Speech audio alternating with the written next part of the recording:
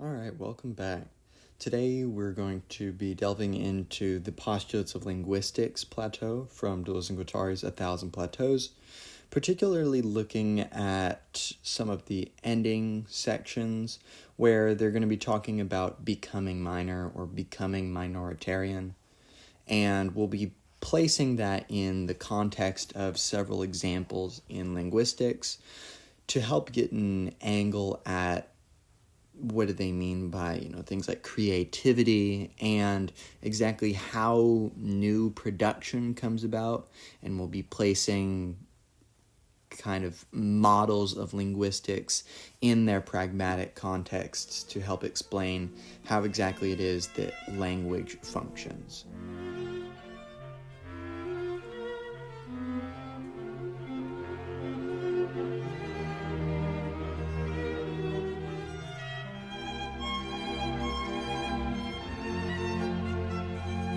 An important part of Gilles and Guattari's philosophy that always has to be kept in mind is that they want to focus on a pragmatic approach insofar as they want to look at everything as being very contextualized. They say on page 85, linguistics is nothing without a pragmatics, semiotic or political, to define the effectuation of the condition of possibility of language and the usage of linguistic elements. And this is a really long way of basically saying that language is in der Welt sein, in the world being, or being in the world. That language is defined by its pragmatic context, which defines it not as a stable form, but rather serves as its condition for possibilities, condition of being able to be a language. This is the language's possibility for being, which is determined in this context that's going to allow it to have certain usages to come about. They're going against a form of thinking generally which they call arborescent thinking, which is basically a form of hierarchical thinking, often also called representationalism, whereby ontology is reduced to a certain number of constants or pieces of structural code that are basically going to define what something is. So, for example, in psychoanalysis, an arborescent way of doing psychoanalysis is to do what Freud does and reduce dreams and neuroses and all these to the relation to the mother and father, particularly as they are instantiated in the Oedipus complex. So this arborescent way of thinking is going to reduce content within dreams and behaviors and repeated actions to their relation to static forms. This is kind of like the base of a tree, which of course in the chapter on the rhizome, they connect this idea of arborescence and, a tree versus a rhizome. But they want to think of language as not being arborescent.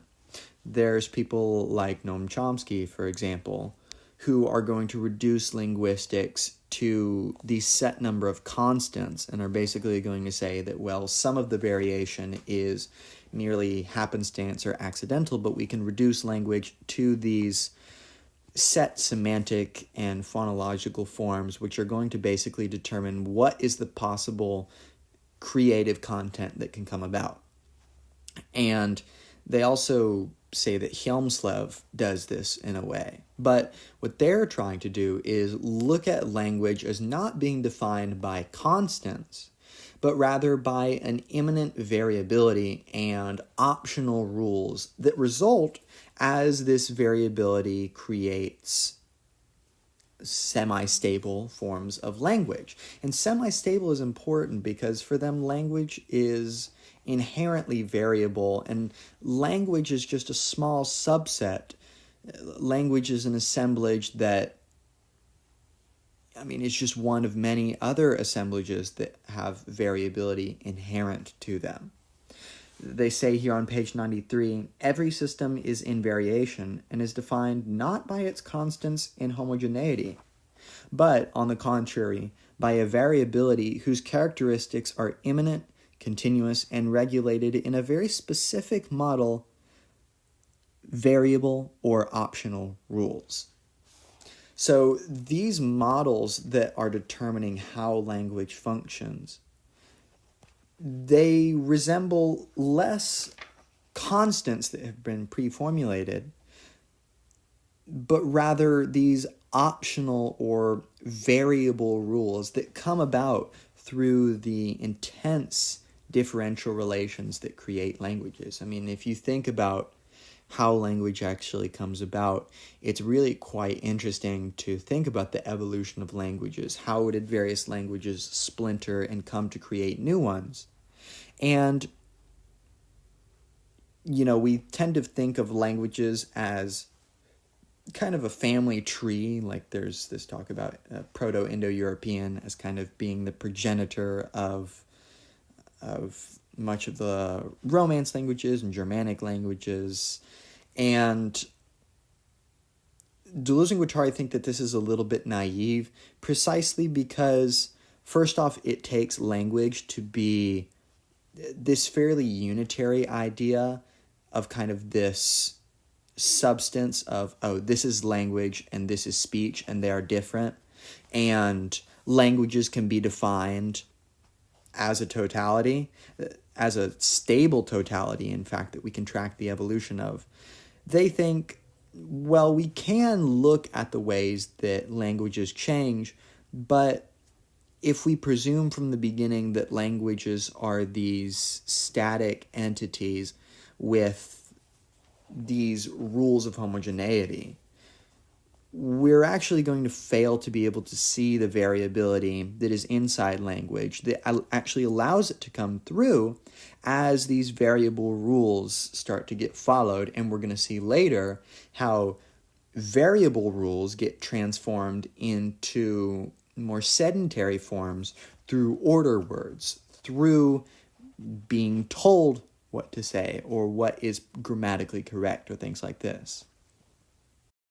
In line with this idea that language is not this unitary totality, they say that in the course of a single day, an individual repeatedly passes from language to language.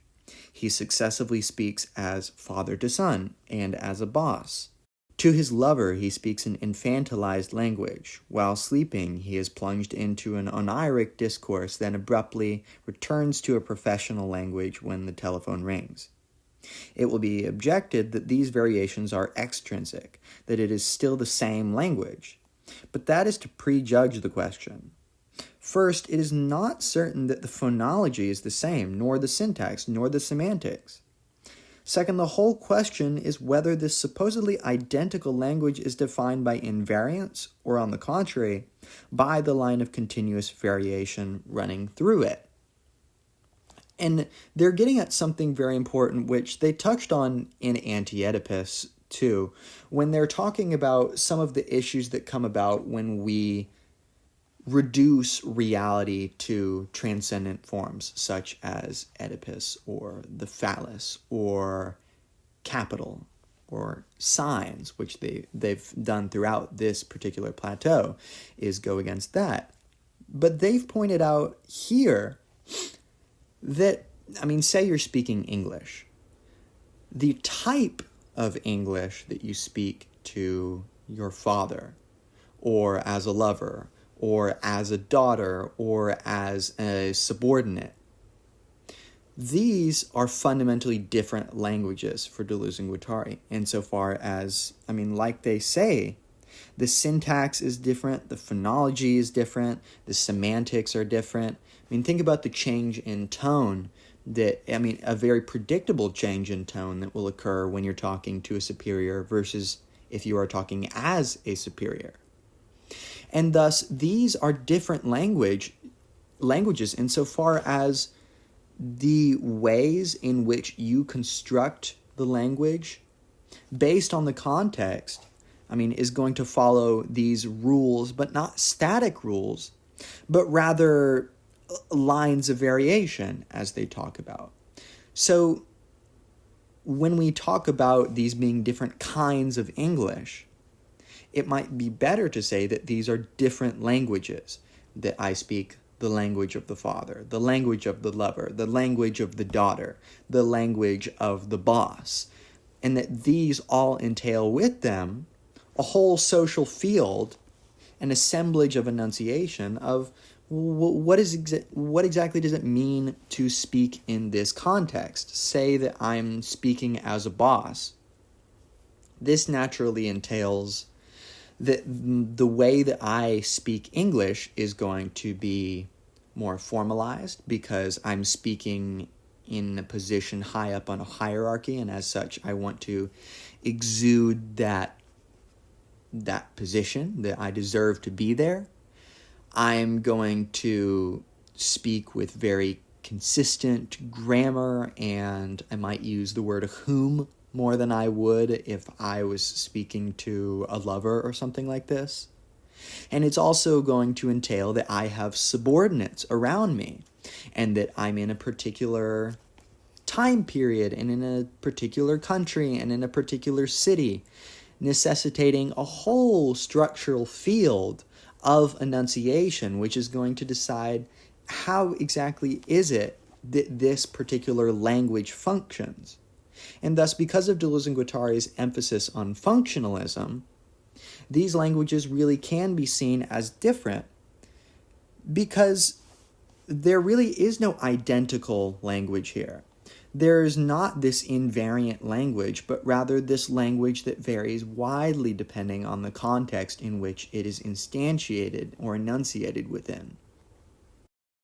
They do some interesting connections between language and music, and really they don't want to reduce music to a language, but they want to find some mutual interpenetration between the two concepts, whereby language can become a little bit more musical in certain ways, and music can become more linguistic sometimes, and sometimes more strictly atonal, so to speak.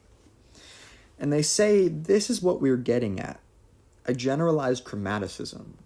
Placing elements of any nature in continuous variation is an operation that will perhaps give rise to new distinctions, but takes none as final and has none in advance.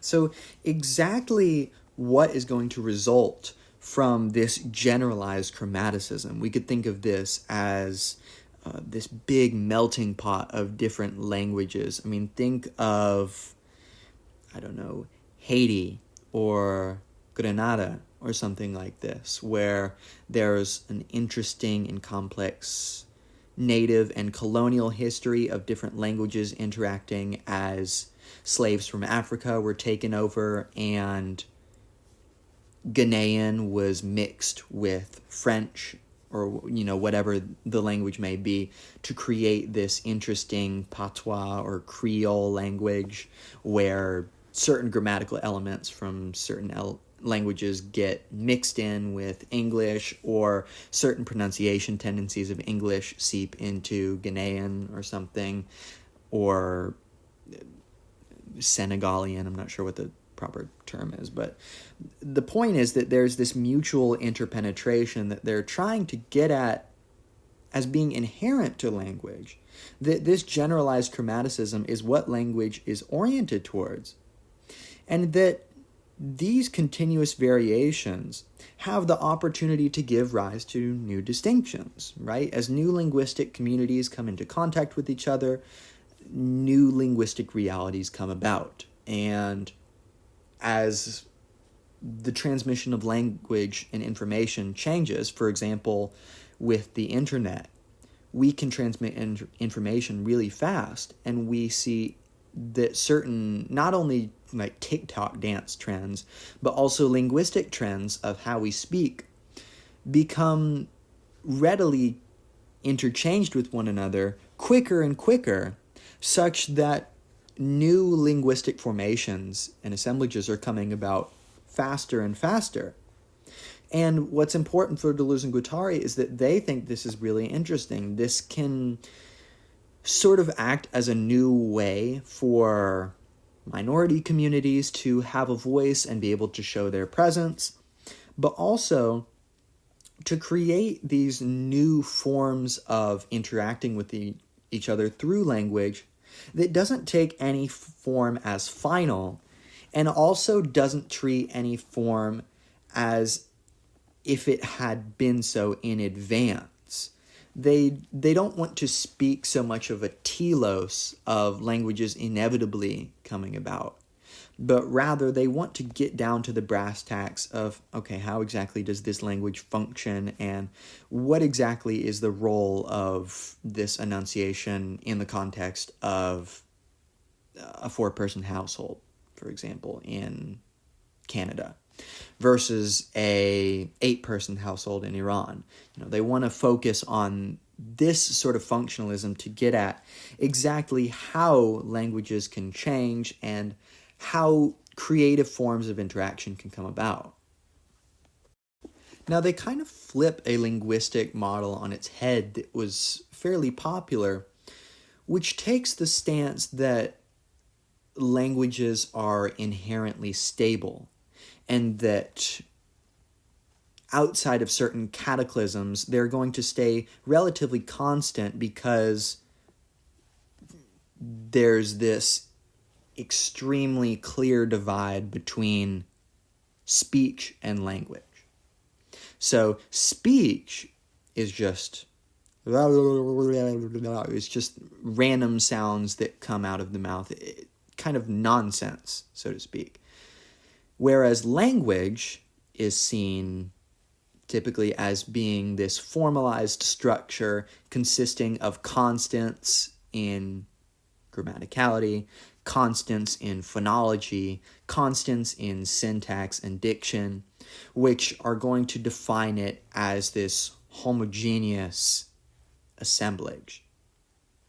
Deleuze and Guattari flip this on their head by saying that languages are not so much made up of these accidental changes that are merely the negative of this general order, but that rather the general order is actually defined and allowed to come about through all these interpenetrating atypical expressions. They say we should avoid taking the view that the atypical expression is produced by the successive correct forms, which is to say that a bunch of correct grammatical forms come together and sometimes an atypical expression comes about, and the atypical is the negative of the linguistic order. It is instead the atypical expression that produces the placing and variation of the correct forms, uprooting them from their state as constants. The atypical expression constitutes a cutting edge of deterritorialization of language. It plays the role of tensor. In other words, it causes language to tend toward the limit of its elements, forms, or notions, toward a near side or a beyond of language. And this idea of the cutting edge of deterritorialization, they've talked about before, but they're trying to highlight that language is not this kind of metastable state. Instead, it's more so a start-stop state, kind of like they talk about in the beginning of Anti-Oedipus, when they talk about it fits and it starts. It's this machinic assemblage. They're talking here about the machinic assemblage that is language. And their point is that it is not defined by the specific and formalized territory that comes about. For example, language is not defined by grammar books and by formalized pedagogy, but instead it's defined by the ways it splinters, by the way that it deterritorializes and shifts and is placed in variation. And thus these correct forms are correct only insofar as they are related to a linguistic body that is constantly erring on the side of not really breaking down, but simply trending towards I mean, like they say, the limits of the elements or forms or notions. It's tending towards a beyond of language.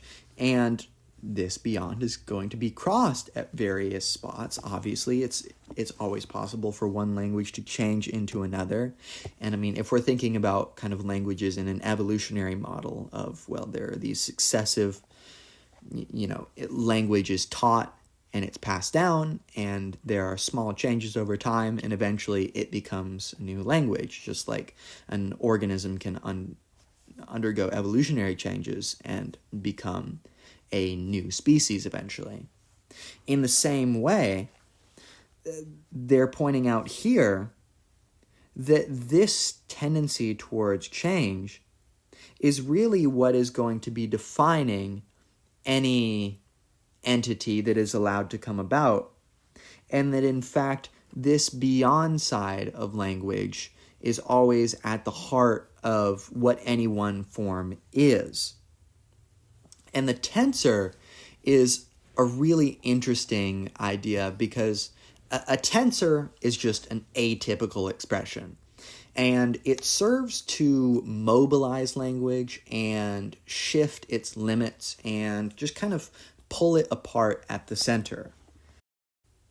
So rather than having language be defined by these stable phonological units or syntactical units or semiological constants, they want to say that language is defined by its cutting edges instead.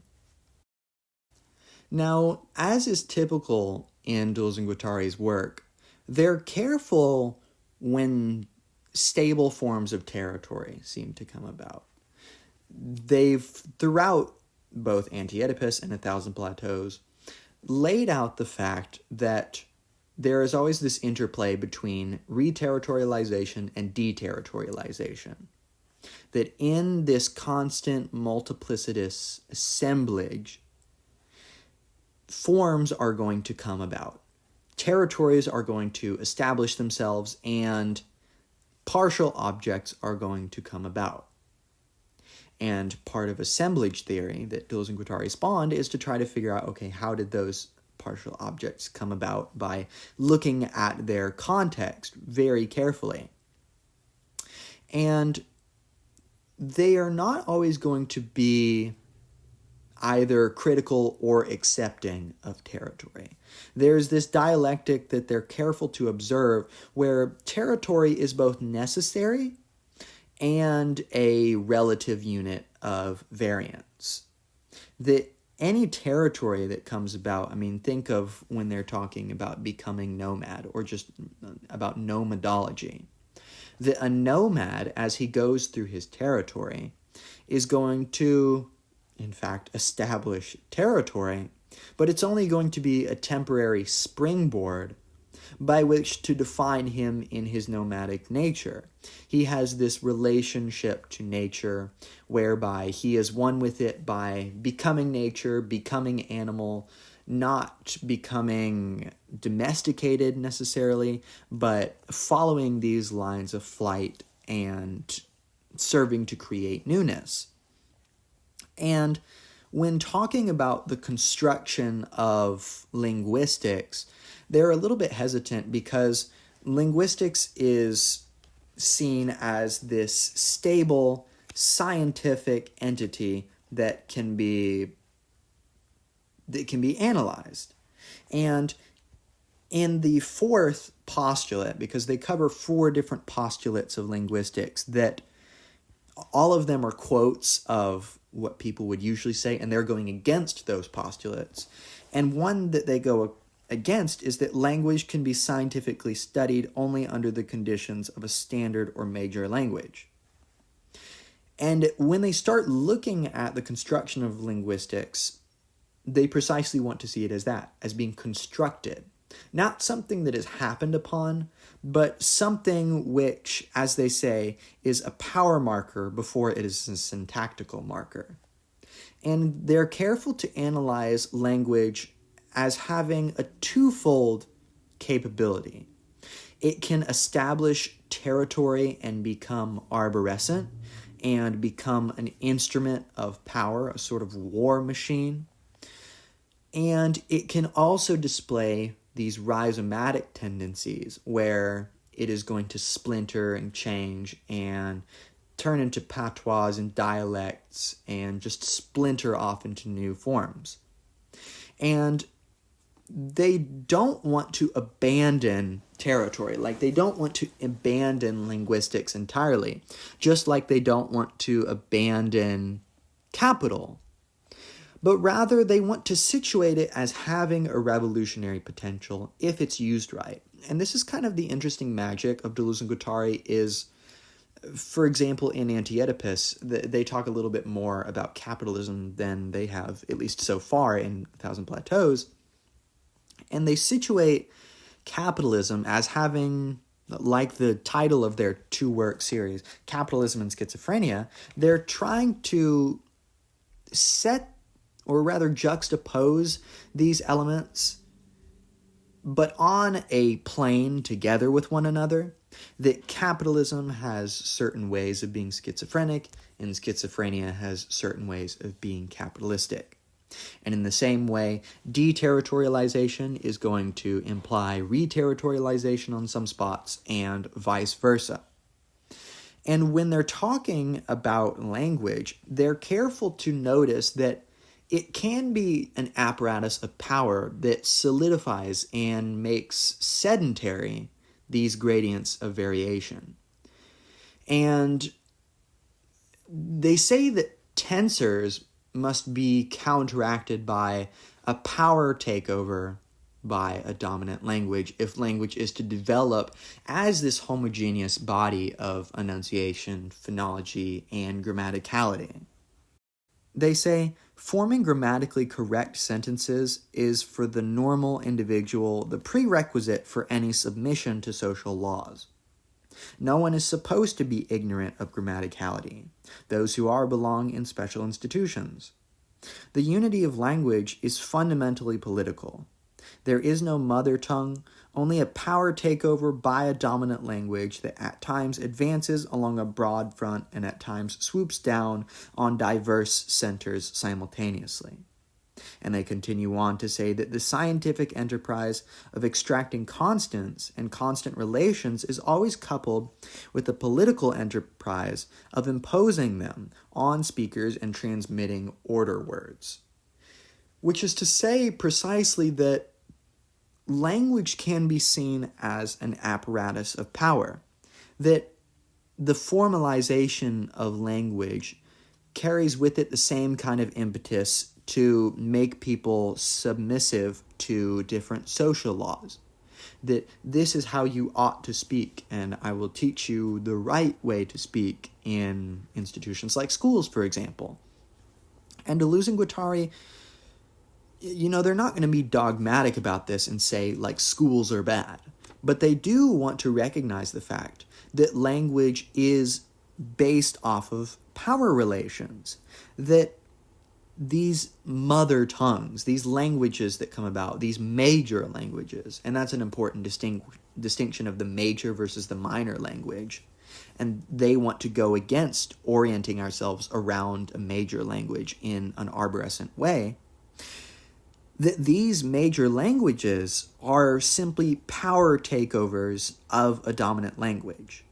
And it's going to alter its apparatuses of capture, but ultimately it is going to be aimed at capturing the variation inherent in speech and turn it into a formalized structure of language. And Deleuze and Guattari think that this can be good because it precisely establishes a territory of normal, quote-unquote, language that can be revolted against, and we can orient ourselves towards it and use this to create new ways of speaking. But they're very clear that this scientific enterprise of language as it appears in linguistics is always coupled with a political enterprise of imposing languages on people and transmitting order words. And the order word is a really important part of the establishment of language in its formal characteristics.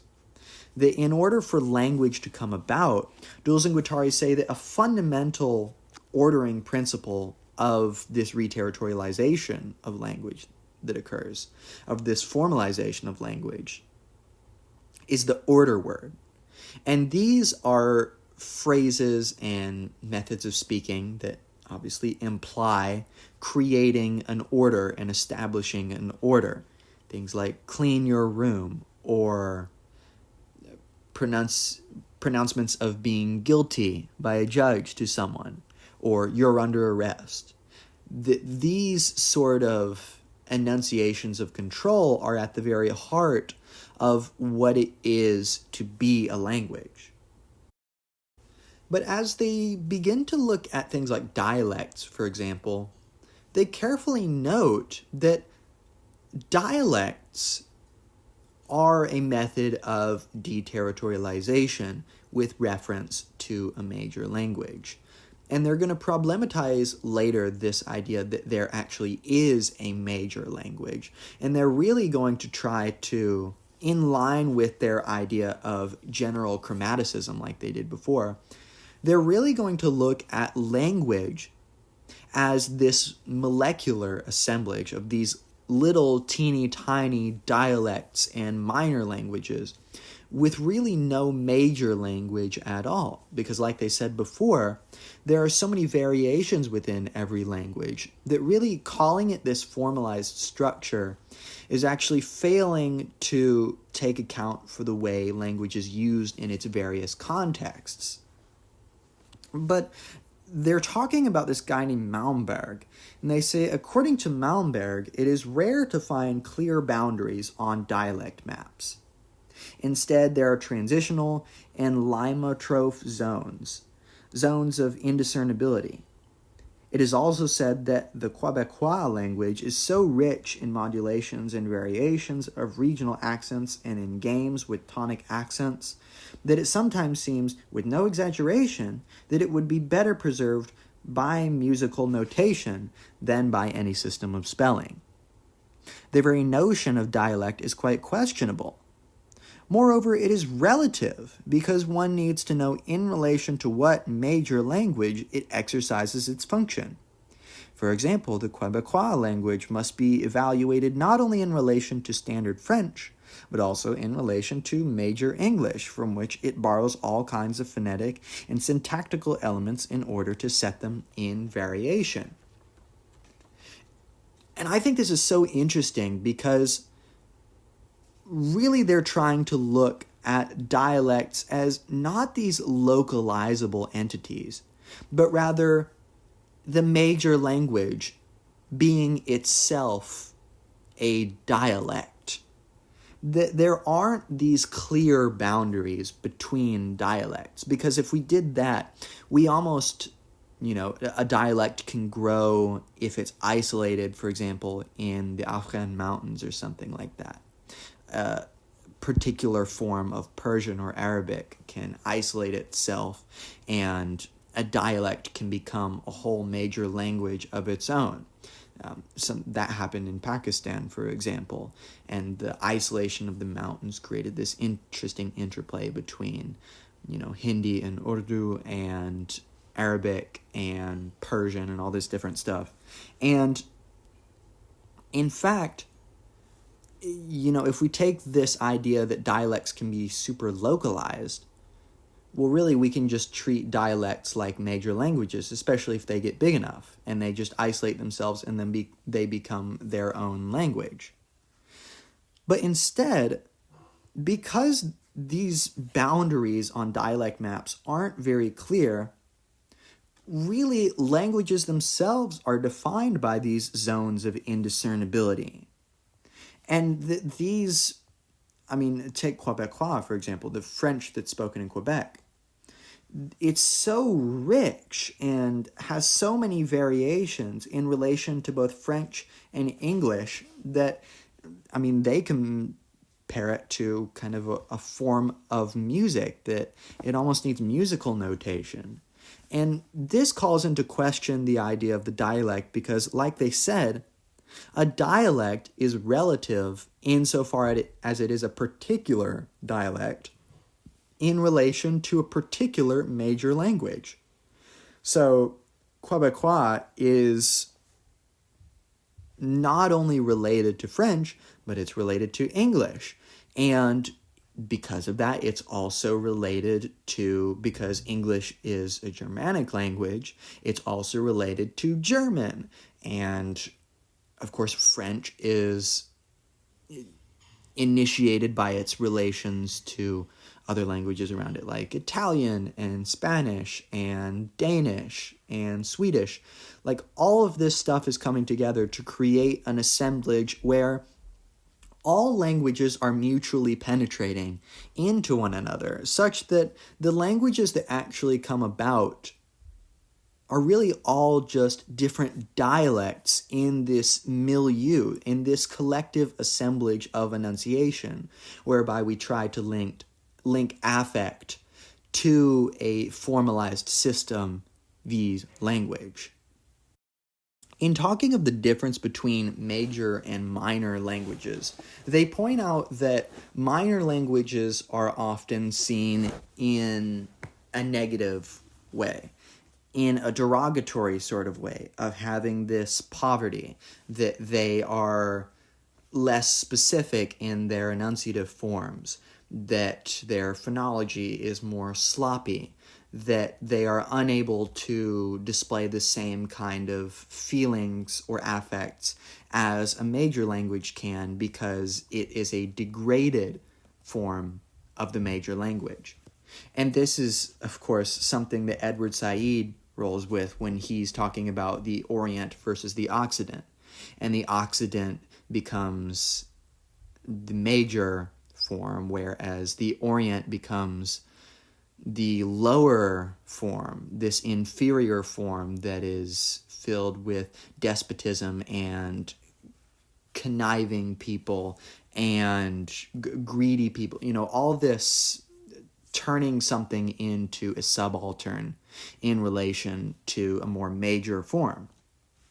And they say that what's really interesting about these minor languages is that they bear witness to this unlocalized presence, as they call it, which shows the performativity of even major languages. By looking at each of these patois and these creoles and these dialects, we see the variability inherent in the languages to which they are derived from, and it really pokes a hole in the idea of these major languages as a unitary phenomenon.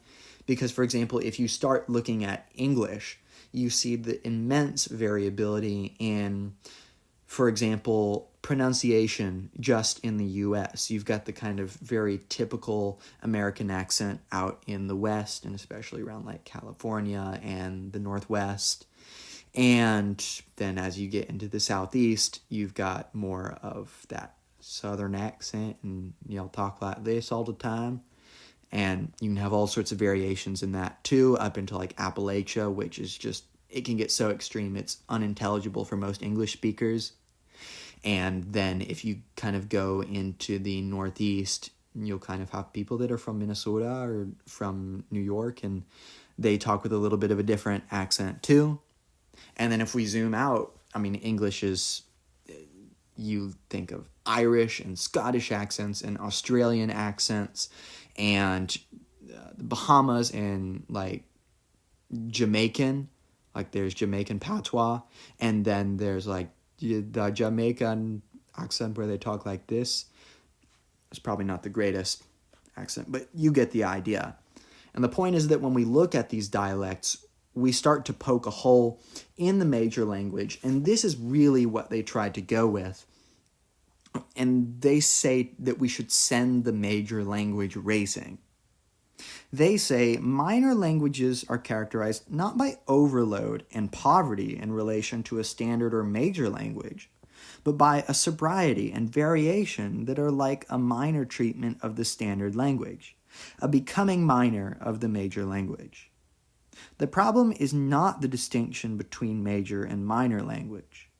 It is one of a becoming. It is a question not of re-territorializing oneself on a dialect or a patois, but of deterritorializing the major language. Black Americans do not oppose Black to English. They transform the American English, that is their own language, into Black English. Minor languages do not exist in themselves. They exist only in relation to a major language and are also in investments of that language for the purpose of making it minor. One must find the minor language, the dialect or rather idiolect, on the basis of which one can make one's own major language minor.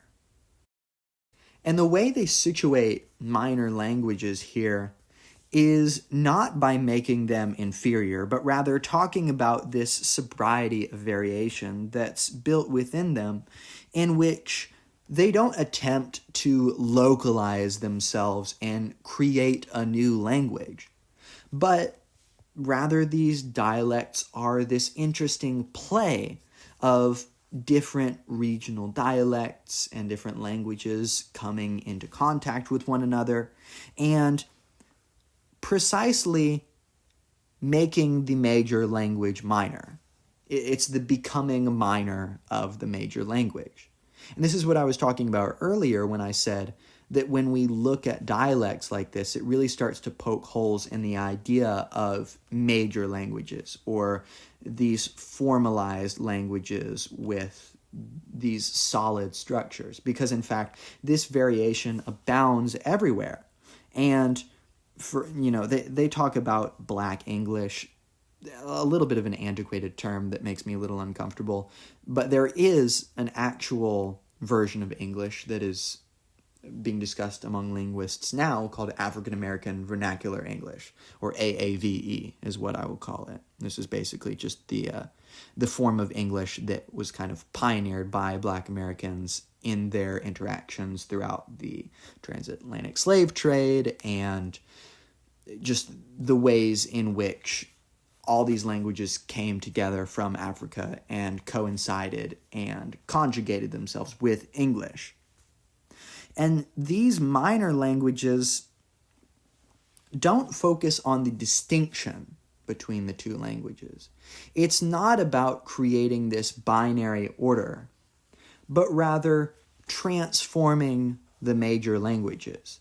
It's the becoming of the major language that is the dialect.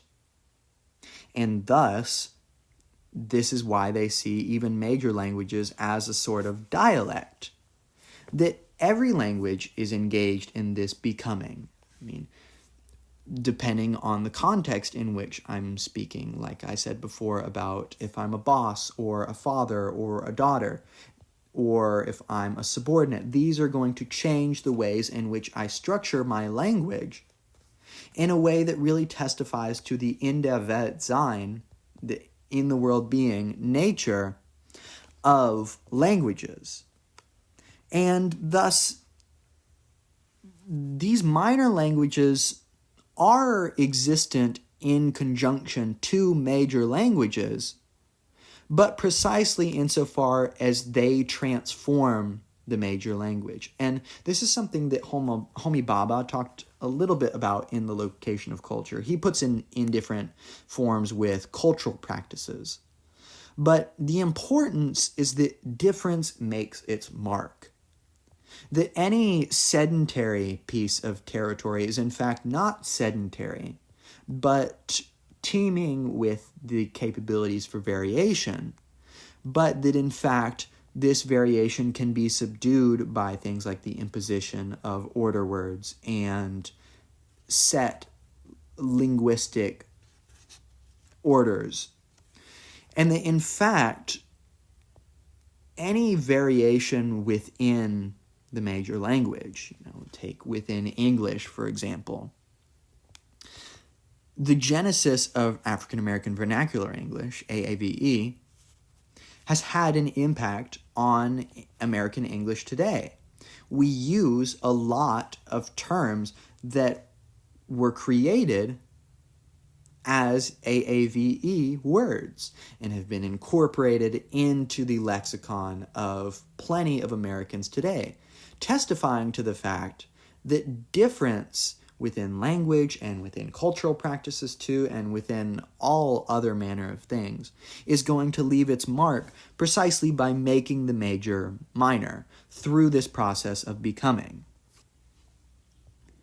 They continue by saying that is the strength of authors termed minor, who are in fact the greatest, the only greats, having to conquer one's own language, in other words, to attain that sobriety in the use of a major language, in order to place it in a state of continuous variation, the opposite of regionalism. It is in one's own language that one is bilingual or multilingual. Conquer the major language in order to delineate in it as yet unknown minor languages. Use the minor language to send the major language racing. Minor authors are foreigners in their own tongue. If they are bastards, if they experience themselves as bastards, it is due not to a mixing or intermingling of languages, but rather to a subtraction and variation of their own language, achieved by stretching tensors through it. So, I'm going to refer to this as a sort of tensor calculus, but I don't want us to think of this. I know there are other uses of the word tensors, but specifically in the way that they're speaking about it, there is a sort of tensor calculus that can go on, which can be equated with drawing lines of flight. That we take the major language and we in fact recognize it as a multilingual assemblage. And within that, we follow these trends in minor languages in order to make substantive impact on the major language. And by doing this, we really will come about to very interesting changes in lexicon and in the makeup of major languages. And I always think it's so interesting to look at Deleuze and Guattari's work, or Foucault's work, or Baudrillard's work in relation to Judith Butler, because Judith Butler really gets at a key postmodern point, which is really a criticism of the one, that we can reduce all the difference and variation in practices, in expression, in enunciation, to these unitary forms such as a dominant language or a major language, or in fact to a gender binary for Judith Butler. And she points out, in the same way as Deleuze and Guattari are with language, that gender in fact displays this kind of variability too. That what it means to be man or woman is contingent upon a historical situation. It's contingent upon, are you at a family gathering or in a club or in bed?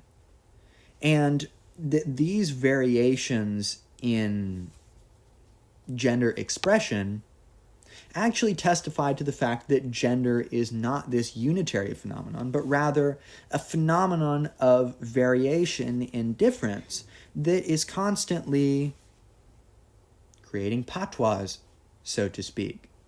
It's always engaged in becoming minor.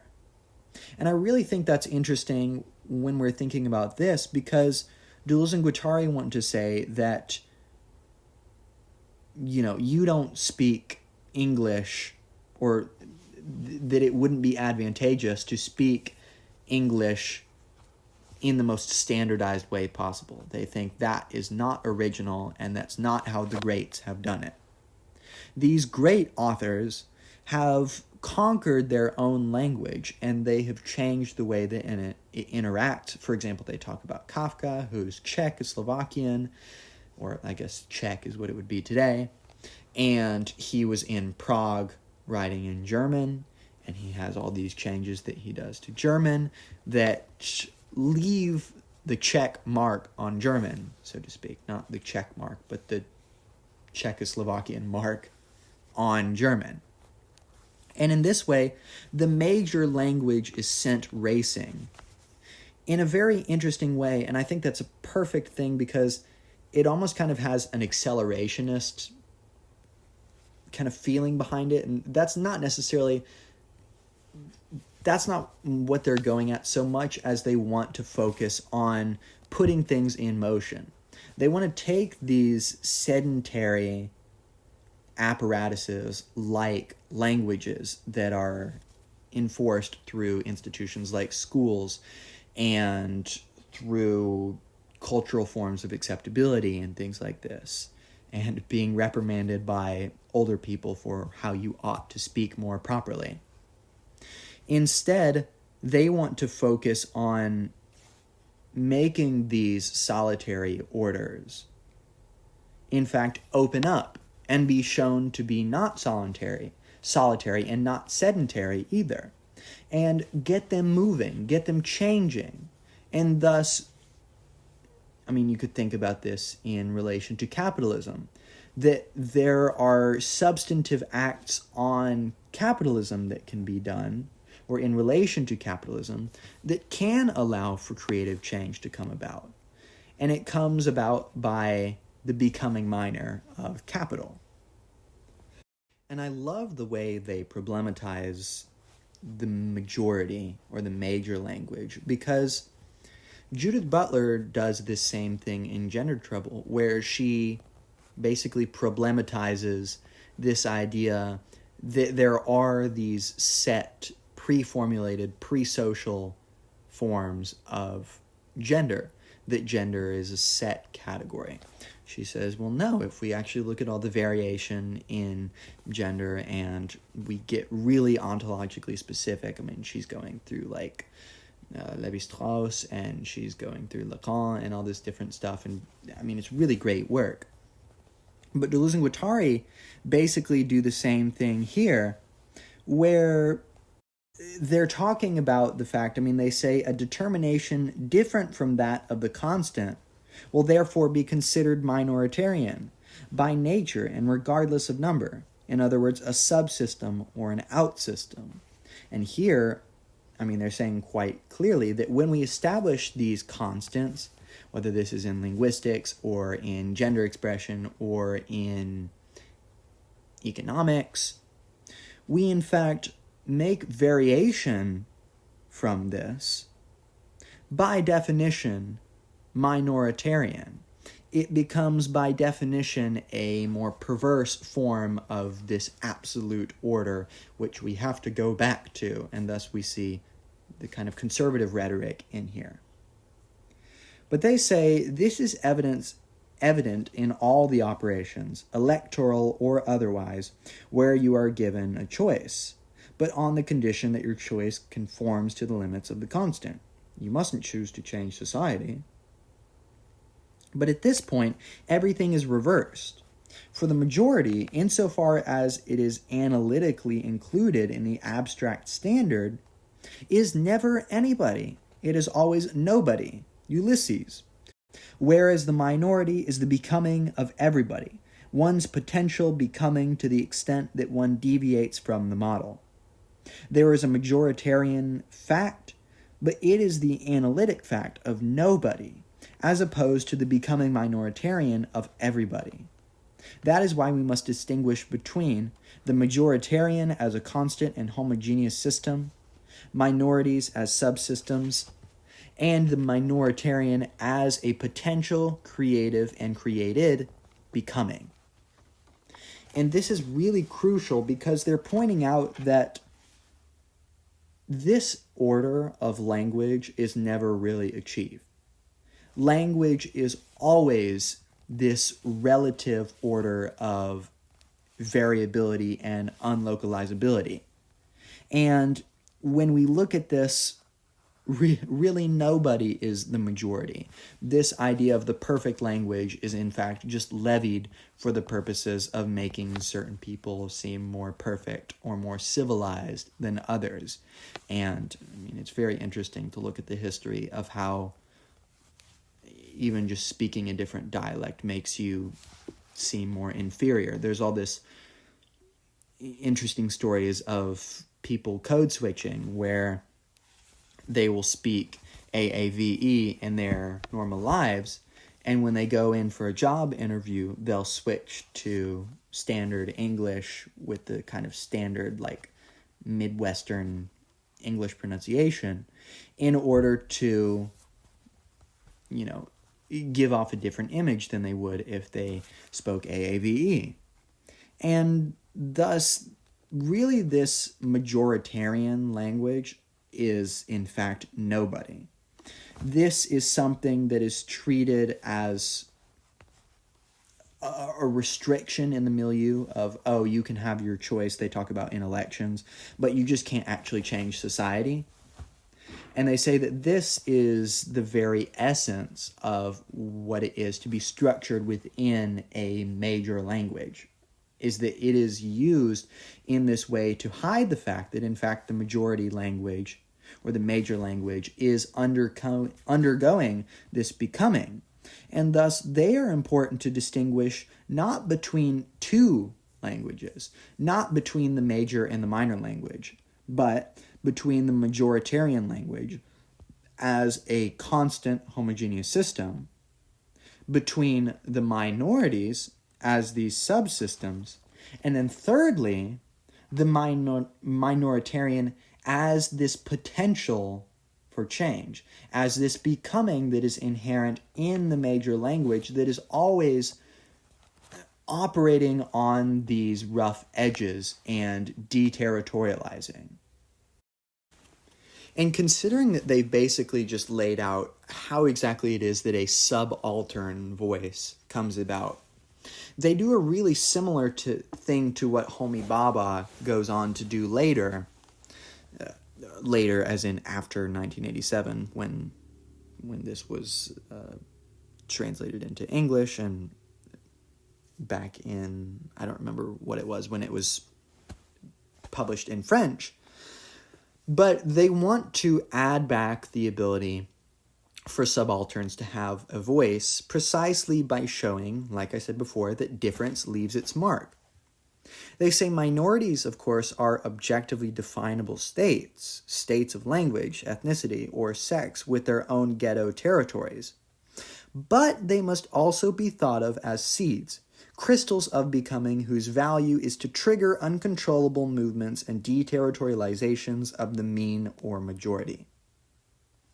So these offshoots that are typically seen as being impoverished forms of the more major language, I mean, this is typically how African American vernacular English is considered in America. It's seen as a deficient form of English, and in some households of African Americans, the parents will tell the kids, this is how you should speak proper English so that you'll fit in, and not to say that in a derogatory manner, because sometimes this is just something people have to do out of necessity.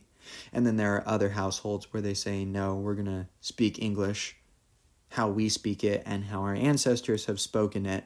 And Deleuze and Guattari are important to see both sides of that in the minority.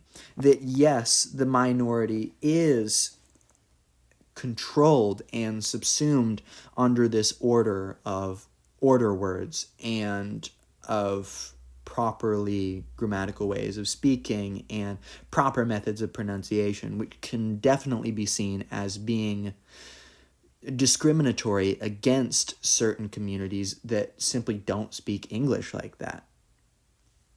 Deleuze and Guattari recognize that this can be seen as a potential for triggering these uncontrollable movements, actuating these deterritorializations. That something like AAVE, in fact, has this unique ability to operate via tensors on English as this supposedly homogeneous linguistic entity and turn it into something of one's own, something that can be used as an instrument for change. I mean, just the way you speak can sometimes be revolutionary. And that's the important kind of crystallizing element they want to talk about. That it has this potential for proliferation that can just quickly and spontaneously create new movement within language. And when they're talking about becoming minoritarian, it's really easy to see when we looked at it in relation to the last part where I talked about there being the majoritarian language, the minoritarian language, and then also this kind of between the major and the minor, which is the becoming minor of the major language. This change that is inherent in the major language that in fact is going to define all assemblages of enunciation. They say, they're quoting here, they say, that is why Pasolini demonstrated that the essential thing, precisely in free indirect discourse, is to be found neither in language A nor in language B, but in language X, which is none other than language A in the actual process of becoming language B. And this is basically the same thing before. That language A is defined not by an ordered state, nor by treating language as an impoverished referent, but as language X, which is precisely the becoming B of language A, the becoming minoritarian of language A. And we could really think of this as linguistic diffusion, that any solitary linguistic entity that has built up this established territory is going to diffuse into a number of dialects which are going to poke holes in the order. And this is really one of their revolutionary strategies that they want to emphasize.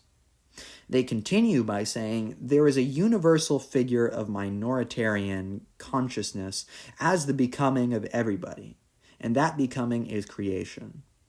One does not attain it by acquiring the majority. The figure to which we are referring is continuous variation, as an amplitude that continually oversteps the representative threshold of the majoritarian standard, by excess or default. In erecting the figure of a universal minoritarian consciousness, one addresses powers, puissances, of becoming that belong to a different realm from that of power, pouvoir, and domination. Continuous variation constitutes the becoming minoritarian of everybody, as opposed to the majoritarian fact of nobody. Becoming minoritarian as the universal linguistic figure of consciousness is called autonomy. It is certainly not by using a minor language as a dialect, by regionalizing or ghettoizing, that one becomes revolutionary. Rather, by using a number of minority elements, by connecting, conjugating them, one invents a specific, unforeseen, autonomous becoming. And I think this is so interesting because when they're talking about this common minoritarian consciousness, it really is in line with their collectivism that we see throughout the work. They're insisting on going against the idea of solitary entities, that in fact there are rather, language is part of a collective assemblage of enunciation and a collective assemblage of affect. And thus, the autonomy or the subaltern agency of a minority language comes about through this becoming minoritarian of the major language. That by accepting this variation, languages have this intense ability to conjugate minority elements into a new language, X, which becomes this rhizomatic path of deterritorialization within the collective assemblage of enunciation. And that's why they talk about that it's not by regionalizing and ghettoizing that one engages in this becoming minoritarian, but precisely it is by acting on the order of things already. By acting on the majority language, it is shown itself to be this constantly variable element that one can have these very creative and new relations toward.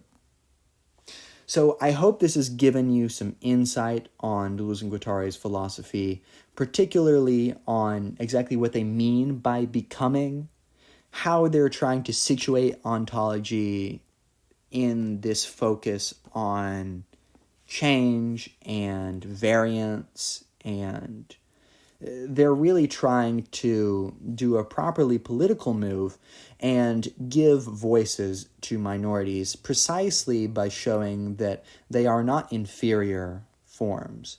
They are rather productive forms within an assemblage that can incur upon themselves a unique autonomy and agency that cannot be achieved in, like they said before, this fact, this majoritarian fact, which is actually the actuality of nobody. So I hope this has helped you. As always, leave questions or comments in the comments section. I'd be happy to answer them. Check out my other lectures on Deleuze and Guattari, on postmodernism, on Heidegger and Hegel, and tons of other stuff. And I'll see you in another lecture.